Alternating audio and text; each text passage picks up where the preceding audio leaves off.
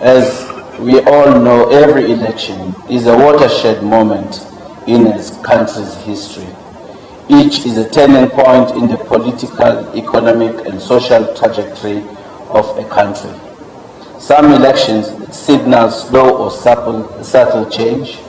Others lead to more seismic and dramatic shifts. And without any shade of doubt, the first democratic election in April 1994 were of the latter kind, being a defining moment in the history of our country, which set South Africa on its new path to democracy and human rights. Each of the four national, provincial, and four municipal elections that have been held since 1994 has been an important stepping stone in our country's journey from the isolation and oppression of apartheid to human rights, dignity, respect of democracy. But we are still learning and we're still evolving. The signs that are there already, they indicate this maturity and this metamorphosis, as we have seen in the build-up and as it continues with excitement and robust engagement with anxiety and trepidation in the country. But we are very much confident that this, as in 1994, are signs of a country that is evolving and growing. And therefore, the evolution is not limited to the biological sphere. It features throughout the world, including in politics and in economics. Our democracy, too, is growing, and we as stakeholders in the electoral democracy must evolve and must grow with it, and we must bring about the commensurate maturity instead of getting carried by the heavy belly of the robustness and of the engagement in trying to secure voters. There is a greater responsibility on our shoulders that this is something we have to uphold and ensure it's sustained for our posterity, but also to ensure that we live in a country that it is safe, it is democratic, and it is peaceful. So when the dust is settled, let's make sure that we still have institutions, we still have a country that we are proud of. And these are the requirements that are upon us as stakeholders in elections.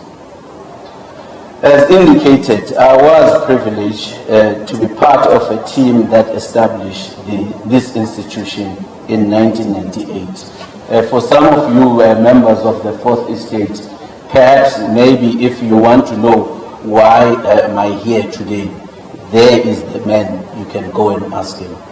Judge Justice Presley. If you want to know that question, for it was him that selected us, most of us as we are sitting here, and we can say to him and we can say to the founding chairpersons of the commission that this institution has been able to retain over 70% of the people that were original staff members of this institution. And I dare anyone to tell me what other state institution that has been established that has shown that level of retention of personnel. So that's why I'm saying we are proud, because the repository of expertise and competency that's in this institution is something that we as a country must be proud of, and it is something that internationally is admired and it's well sought after. But I'm not saying there aren't challenges, and I'm not saying there won't be challenges, but we have confidence in the team that is able to rise to that particular challenge.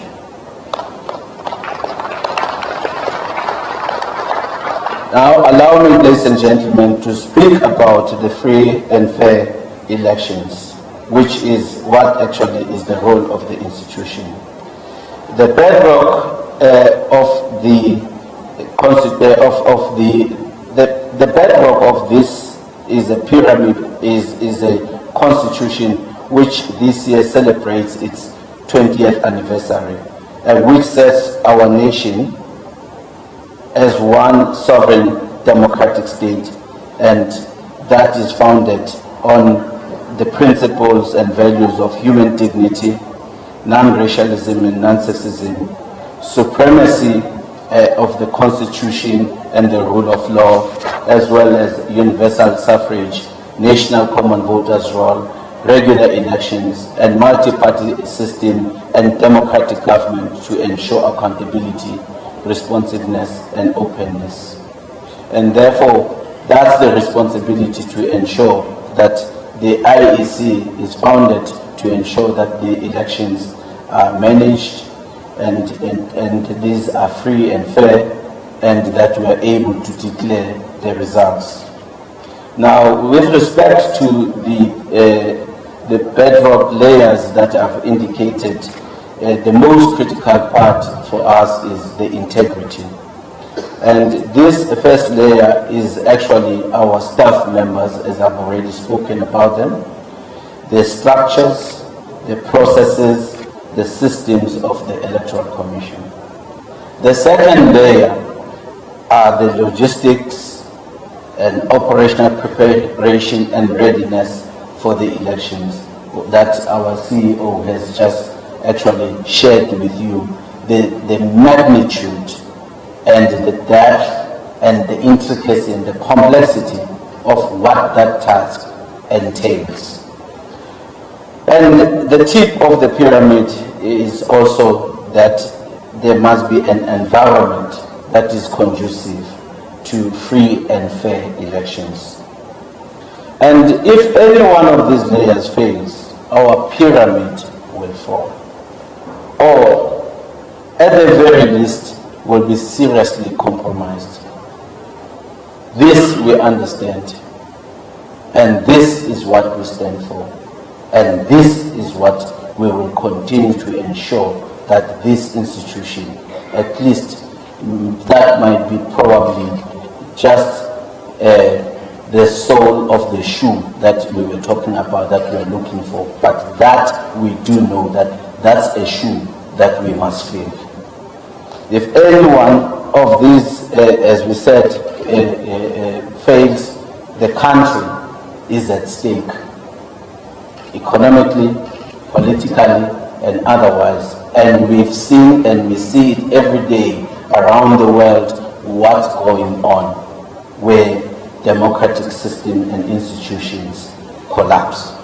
And therefore, for the sake of expediency, politically and otherwise, we must always keep that in the back of our minds, because at the end of the day, it is this country that we are all proud of, it is this nation that we are part of, that we must remain patriotic, and that we must ensure we serve to the best, and whatever we want to accomplish should not be driven solely by narrow objectives, but to see that we have a viable and a sustainable democracy, and we continue to fly the flag and of being a proud nation.